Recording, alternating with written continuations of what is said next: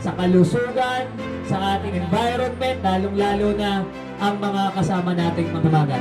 Lahat po ng okasyon, kahit na sinasabi nilang malayo, pinupuntahan pa rin po namin kayo dahil humahal namin ang mga dumagat dito sa ating lalawigan. Sa ating producer, tuloy-tuloy po tayo. Tandaan nyo, hindi po namin kayo mapabayaan. Tuloy-tuloy tayo sa pag-hawak ng Panginoon. Tumangsa po kayo na mga kaibigan nyo dyan.